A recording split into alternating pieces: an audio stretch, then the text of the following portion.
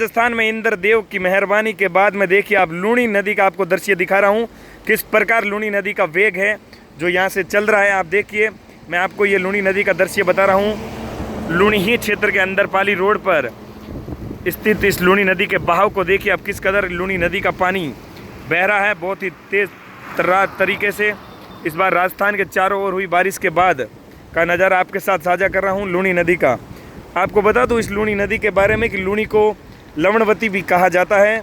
यह नदी अरावली पर्वत के पास में स्थित अन्ना सागर, जिसे नाहक पहाड़ भी कहा जाता है, जो अजमेर के पास से होकर निकलता है और दक्षिण पश्चिम क्षेत्र में बहती हुई कच्छ के रण में यह मिल जाती है। देखिए आप किस प्रकार अभी भी आज भी मौसम बारिश का बना हुआ है। लगातार राजस्थान के अंदर कोने कोने के अंदर हो रही बारिश के चलते इस नदी का कई वर्षों बाद आना हुआ है।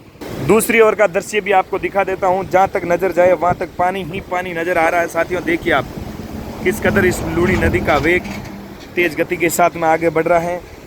और आपको ये बता दूं कि इस अन्ना सागर और अरावली पर्वतमालों से मिलने के बाद ये साबरमती की ओर, इसे साबरमती भी कहा जाता है और इस नदी का पुराना नाम लवणवती भी कहा जाता है। भारत के राजस्थान और गुजरात राज्यों में बहने वाली यह नदी है। और आपको बता दूं अजमेर ज़िले के नाग पहाड़ से उत्पन्न होकर यह दक्षिण के क्षेत्र की ओर बहती है। लगभग 330 किलोमीटर प्रभावित गुजरात के अरब सागर में जाकर ये मिलती है। लगभग 496 किलोमीटर लंबाई है इसकी, इस लूणी नदी की। इस बार कई वर्षों बाद लूणी नदी का दृश्य देखने को मिलता है। इस प्रकार बह रही है उस प्रकार देखिए शानदार दृश्य है। राजस्थान के अंदर ऐसी कोई नदी नहीं है इस बार जो बही ना हो।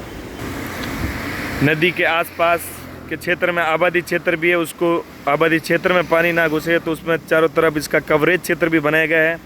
सरकार द्वारा पुख्ता व्यवस्था की गई है कि नदी में बहाव तेज हो तो अड़ोस पड़ोस के गांव व अन्य क्षेत्रों में पानी की आवक ना हो, पानी से गांव डूबे ना, उसकी व्यवस्था भी पूरी की हुई है।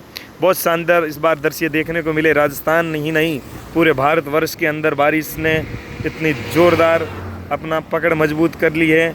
और इस बार देखना होगा किस प्रकार ऐसी कोई नदी नहीं रही है जिसमें बारिश का रेला ना आया हो, कोई तालाब नहीं रहा हो, कोई गाँव के अंदर कि जिसमें पानी ना आया हो। इंद्रदेव खूब मेहरबान हुए इस बार, राजस्थान ही नहीं समूचे भारत के अंदर।